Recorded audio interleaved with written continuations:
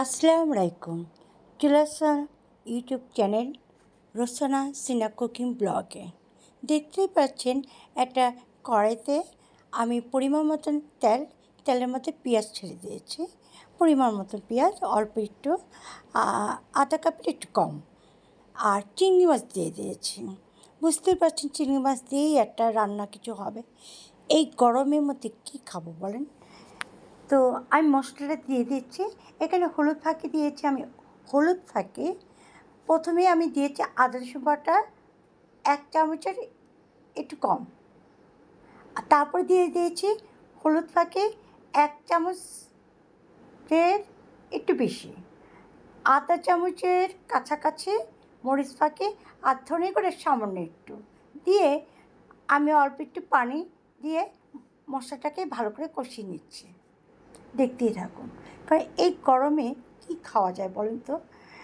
প্রচুর গরম। এই গরমে কোনো কিছু কিন্তু খেতে ভালো লাগে না। তো কী দিয়ে দিলাম? মিষ্টি কুমড়া। মিষ্টি কুমড়ো দিয়ে চিংড়ি মাছ দিয়ে খেতে যে এতটা মজা লাগে, আমার অনেক প্রিয়। তার চেয়ে সবচেয়ে বড় কথা হলো আমার সন্তান, আমার যে একটা সন্তান আল্লাহ পাক দিয়েছে, আমার সন্তান ওই ছেলে দুর্জয়, ও অনেক পছন্দ করে চিংড়ি মাছ দিয়ে এই মিষ্টি কুমড়ার কারি। এটা খেতে যে এতটা মজা, আমি নিজেও 1 প্লেট নিমিষেই ভাত খাওয়া হয়ে যায়।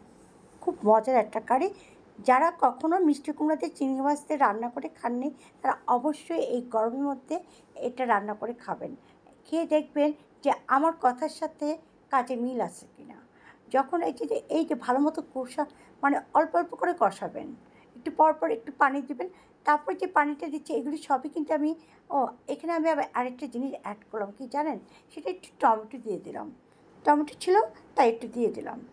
একটু পরপর এই যে পানি দিয়েছি, ওই ফোটানো পানি, গরম পানি ফুটিয়ে আমি রেখে দিয়েছিলাম। একটু একটু করে পানি দিয়ে এটাকে ভালো করে কষিয়ে, এই যে দেখেন আমার তরকারিটা কিন্তু হয়ে গিয়েছে, অনেকটা হওয়ার পথে আসছে। এখানে কিন্তু মিষ্টি কুমড়া রান্না করার সময় চিংড়ি মাছ দিয়ে হোক আর ইলিশ মাছ দিয়ে হোক, যেটা দিয়েই রান্না করে খেতে খুবই টেস্টি এই গরমের সিজনে।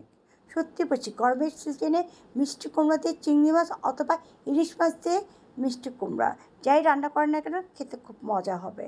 দারুণ মজার একটা কারি। মিষ্টি কুমড়া দিয়ে যাই করেন না কেন খুব ভালো লাগবে খেতে।